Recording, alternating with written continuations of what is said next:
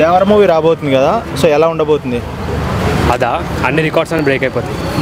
అంటే వచ్చిన గ్లిమ్స్ కానీ లేదంటే ఎన్టీఆర్ లుక్ కానీ చూస్తుంటే ఎలా అనిపిస్తుంది?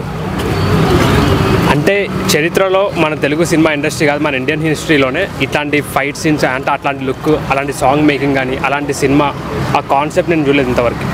అంటే వచ్చిన ఫియర్ సాంగ్ ఎలా అనిపించింది బ్రో? ఫియరా నిజంగా భయపడే విధంగా కంటే ఇంకా అరాచకం అని చెప్పాలి.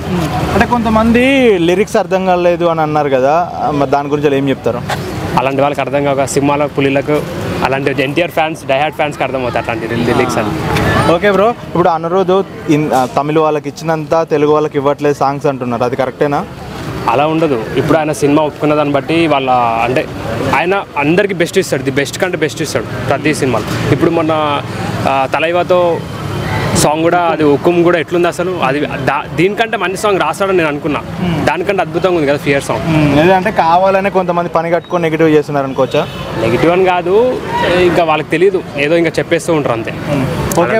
ఓకే బ్రో, మరి ఇప్పుడు జాన్వీ కపూర్ ఎన్టీఆర్ వాళ్ళిద్దరు కాంబినేషన్ ఎలా ఉండబోద్ది అనుకుంటున్నావు? ఫస్ట్ నేను వాళ్ళు పూజ స్టార్ట్ అవుతుంది కదా, అప్పుడు నేను చూసి ఒక వీడియో రిలీజ్ అయింది, చిన్నది వీడియో. అది చూసిన వెంటనే సీనియర్ ఎన్టీఆర్ ఇంకా శ్రీదేవి గారు గుర్తొచ్చారు. నిజంగా సేమ్ తెలుగు ఇండస్ట్రీలో జాన్వీ కపూర్ ఎన్టీఆర్తో చేయడం అనేది నిజంగా అసలు ఐడియా డైరెక్టర్కి ఎలా వచ్చిందో నాకు తెలియదు, కానీ హ్యాట్స్ ఆఫ్ చెప్పాలి. తర్వాత ఇంకా రామ్ చరణ్ పట్టుబట్టి ఇంకా రామ్ చరణ్ నాతోనే సినిమా సెకండ్ సినిమా అనేటట్టుగా తీసుకున్నారేమో అనిపించింది. ఓకే బ్రో, ఇప్పుడు కానీ ఇండస్ట్రీలో చెప్పాలంటే ఎన్టీఆర్ తర్వాత ఎవరైనా, ఎన్టీఆర్కి వచ్చే బెస్ట్ తర్వాతనే అన్నిటికీ అట్లా. అంటే టాలీవుడ్లో నెంబర్ 1 అంటే నేను ఎన్టీఆర్ అంటావు? అఫ్కోర్స్ ఎన్టీఆర్. ఇప్పుడు కొరటాల శివకి ప్లాఫ్ తర్వాత మూవీ ఎలా ఉండబోతుంది అంటున్నావు మరి? అసలు ఇంకా ఇక్కడ నుంచి అన్ని హిట్సే బ్రో, పాన్ ఇండియా కాదు కదా, మొత్తం వరల్డ్ వైడ్ స్టార్ అయిపోతుంది. అంటే మళ్ళీ కాలర్ ఎగరేసుకుని బయటకు వస్తారు అనుకోవచ్చు ఫ్యాన్స్? కాలర్ చినిగిపోతే కాలర్ ఉండదు అసలు. ఓకే, ఫైనల్గా ఎన్టీఆర్ గురించి ఏం చెప్తావు బ్రో?